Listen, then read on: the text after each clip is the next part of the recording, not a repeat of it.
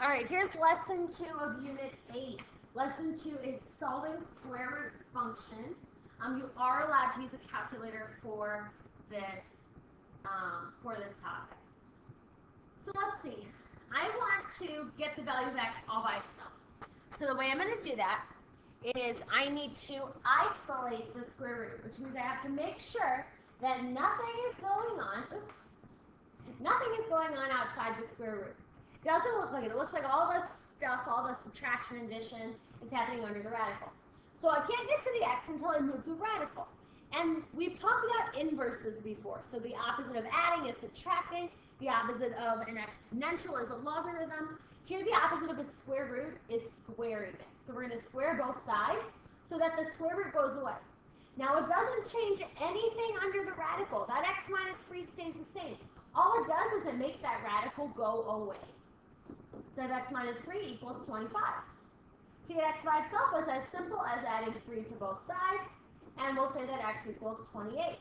Now I think that's my answer, but I want to check my work, and that might seem silly for solving an equation, but you'll see why in a few minutes for checking your work. It's super easy to do. Pull up Desmos or your calculator here. You're going to put that 28 in the original equation for x. So we'll just type into Desmos the square root of 28 minus 3. I get the answer of 5, which is what I originally started with, so I know that I got the right answer. B. Same thing, I have to start by deciding if I have to do anything outside of the radical. I do, I have a 3, I have to move it. So I start by dividing both sides by 3. When I do that, I get the square root of x over 2 equals 5. Now I need to move the square root, so I'm going to square both sides, and I'll keep the radicand the same, x over 2 equals 25, and to move the 2, I multiply both sides by it. So I get x equals 50. Again, I need to check my work in these. I know it seems silly, but do it. So I'm going to type the left-hand side into my calculator with 50 for x. So the square root of 3 times the square root of 50 over 2. I get 15, which is what I wanted. I'm good to go. That's my solution. All right, finally, basic one here before we move on. Looks like there's a lot going on outside of my square root. I need to isolate it. I'm going to start by subtracting the 7. 13 minus 7 is 6. So I have 2 square root of x plus 5 equals 6. I still can't square both sides. I still need to isolate that radical. So I'm going to divide by 2. Okay, so I have the square root of x plus 5 equals 3. Now I'm allowed to get rid of the square root. I'm allowed to square both sides now. That leaves me with just x plus 5 equals 9. And I subtract 5 to get 4. All right, I have to check my work. I'm going to put the 4 into the original equation for x. So I will have 2 square root of 4 plus 5, and outside the radical was a plus 7, which equaled 13, which is what Desmos told me, so I know that I did it right.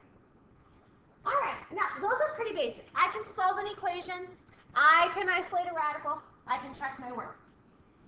Everything seemed to work out okay. Now I'm going to show you a more complicated case. This one, we're going to graph it here. Let's see, so I have y equals the square root of x plus 3. So to solve it graphically, I know we can use our calculator, but I'm going to make you do this graphing without your calculator. At least I'm going to do it without it on the video, because we learned this in Unit 1, or Lesson 1, I'm sorry. The square root of x plus 3 takes our parent function, and that plus 3 means I'm going to move it to the left 3. So I'll draw it originally here. My parent function, 5, 6, 7, 8, 9, looks like this, those points.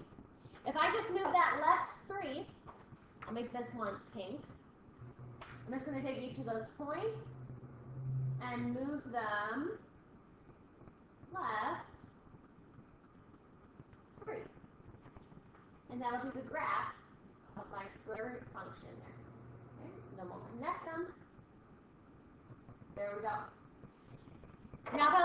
find y equals x plus 1. Well, we've learned about lines before. That plus 1 is the y-intercept. That's where you start. And 1 in front of the x there is your slope. That means you go up 1, right 1. So when I graph this line, it looks like the line and the square root function intersect. It's a system of equations, which means we graph more than one point, or more than one line at a time. So when they intersect, that means that that point is the solution of the system, which means that they're equal to each other at that x value. So it means that we are equal to each other here at x equals 1. Now, we solved that graphically, which means I found where they're equal to each other by looking at the picture. Let's figure out where they're equal to each other by solving them as an equation. So what we're going to do is we're going to take each equation, square root of x plus 3, and set it equal to x plus 1. I want to know where they are equal to each other so I can set them equal to each other. Now, I need to get rid of the square root. I don't want to have it there. So just like we did above, I make sure it's isolated. It is. So I'm going to go ahead and square both sides. Now, you need to be very, very careful in this problem. When I square the right-hand side, I'm not just squaring the 1 and I'm not just squaring the x. I'm squaring the whole quantity, the whole side, x plus 1. So what that does is I'm going to have to rewrite this as x plus 1 times x plus 1. That means square. Remember, squaring, if I square something, that means I multiply it by itself. That's what I have to do here. So now I have to FOIL. I have to double distribute. So I will have x times x, which is x squared, plus 1x, plus 1x, plus 1. And I'm going to save some room. Those 1x and 1x there, those add up to be 2x. So I'll have x squared plus 2x plus 1. And that's still equal to x plus 3. Now I'm going to keep going. I need to move everything on the left-hand side here to the right-hand side. We're going to end up factoring. So I'm going to subtract x, and I'm going to do this all in one step. I hope that's okay. I'm going to subtract the x and subtract the 3, just from their like terms. It's going to give me 0 equals x squared plus 1x minus 2. And this should look like a factoring problem we did back in Unit 3, which was solving quadratics. We're going to solve by factoring. Or you can solve by graphing. We're going to solve by factoring here. Split the middle. 1 times negative 2 is negative 2. Two numbers that multiply to negative 2 and add to 1 would be 2 and negative 1. So I'll have x squared plus 2x minus 1x minus 2. Let's do our grouping. X times x plus 2. And I should see that I got x minus 1, x plus 2. And to solve, remember you set each of these factors equal to 0. You get a solution of x equals negative 2 and x equals 1. Now the question in C up above, where we ran out of room here, says why does that contradict what you found in part B? Here I have 2 solutions. In part B, or in part A, I only had 1 solution, x equals 1. But down here I said x equals 1 and x equals negative 2. So what happens? Let's see, at x equals 1 on my graph, we'll talk about this in a minute, but x equals 1, that's for sure a solution. That's where my graphs cross. At x equals negative 2, those graphs aren't anywhere near each other. They don't cross there. So something's wrong. Something happened. Let's flip our page and find out. So sometimes when you solve by hand, algebraically, you get extra solutions called extraneous. You should see the base word there as extra. This is where checking your work becomes imperative. And that means important. So what I would have done back here if I was just solving this problem algebraically, if I was just doing the bottom part, and I got x equals 1 and x equals negative 2. What I would do is go back, and I would go into Desmos,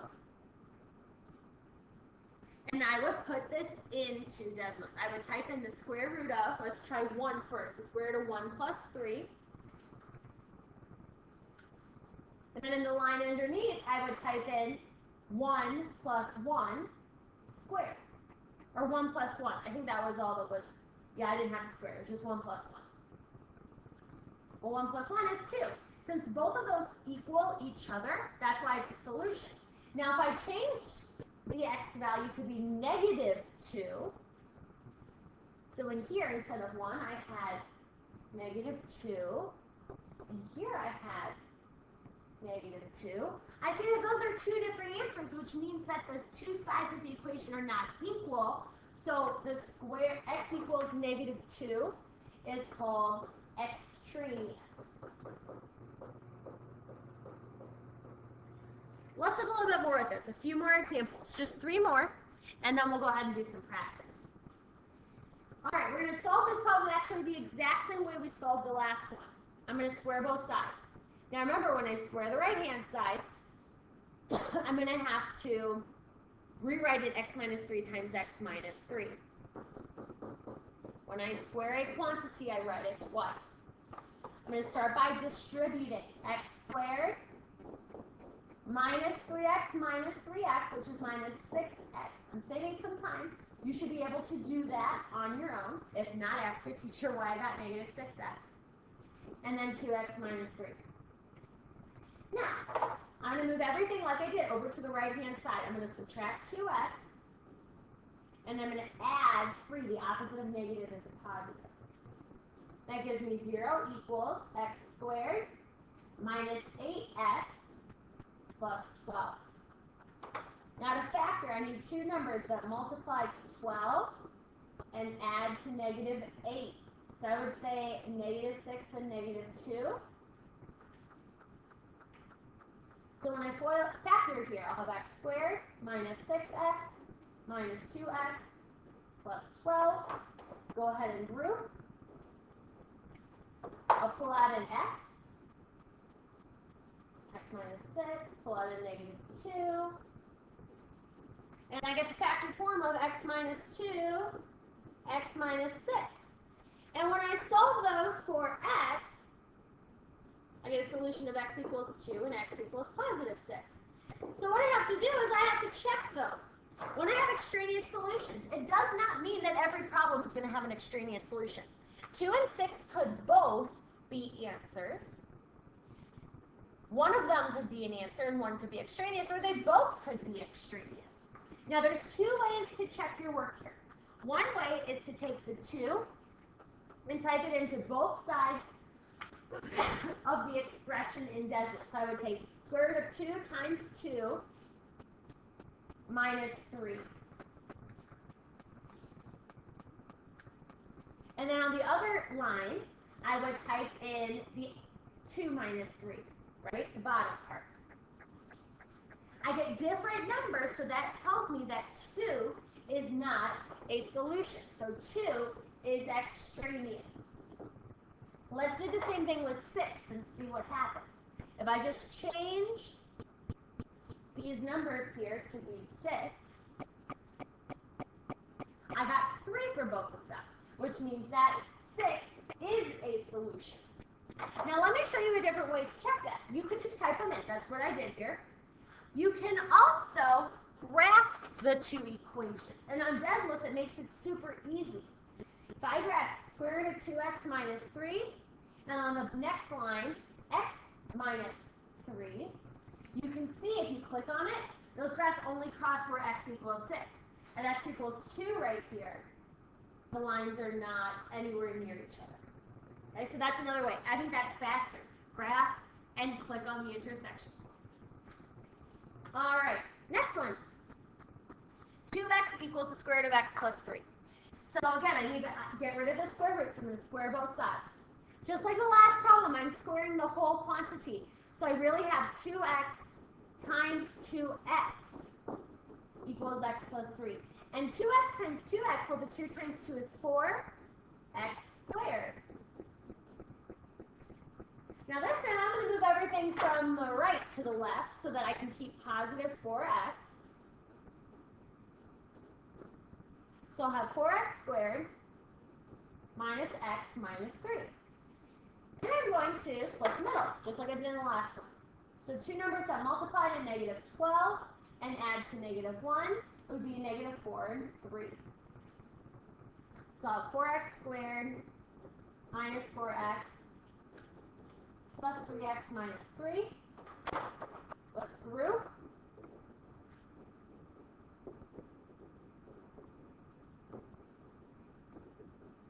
Great. And then you have the final answer of 4x plus 3 times x minus 1 equals 0. So I set each of those equal to 0 using the zero product law here. I get a solution of 1, and I will get a solution of negative 3/4. So how do I know which ones are right, which ones are wrong? So again, I could take each of those x's and type them in to the equations up here, type it into decimals and see which are equal. You can also, like I think is easier, just type in one side of the equals, 2x, and then type in the other side, square root of x plus 3. This is how you check your work. Those graphs cross just one time at x equals 1, which is one of the solutions you found. So this is a solution. It looks like negative 3/4 is extraneous. All right, last problem. Looks more complicated. It's really not that bad. X squared plus 12x minus plus 36, the square root of it equals negative 6. We start by squaring both sides. The square root of 30, or negative 6 squared is positive 36. I'm going to move it to the other side. When I do that, notice that 36 goes away on both sides. So I just get x squared plus 12x equals 0. Well, how do I factor that? There's only two terms. Remember, when you factor, the first thing you look for is a GCF, or greatest common factor. Both of those terms have an x, so I'm going to divide x out of both, and I'll have x plus 12. When I set each of those factors equal to 0, I get a solution at 0 and a solution at negative 12. So let's see which one's the solution. Maybe one is, both are, or both are not. So I'm going to type in square root of x squared plus 12x plus 36.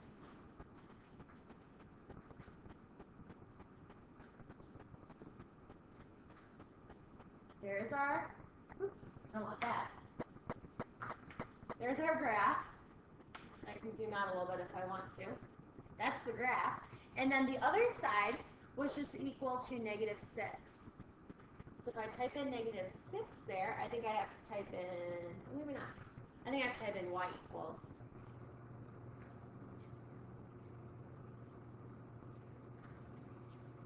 I see that those graphs never cross each other. What x's do we want? I wanted 0. Well, at 0, I have two different points. So those are actually not solutions. And if I wanted to, I could check this too by typing, if I put 0 in here, 0 squared plus 12 times 0 plus 36, I got 6 and negative 6. Those aren't equal to each other. That's why it's extraneous. So it looks like 0 and 12 are, negative 12 are extraneous, which means that I have no solution. And mathematically, we can write the symbol there for the empty set. It's like a line, circle with a line through it. It's called phi. That's your empty set. All right, seen a lot of examples. I want you to try the practice on the bottom, try the next practice, then ask your teacher for some help.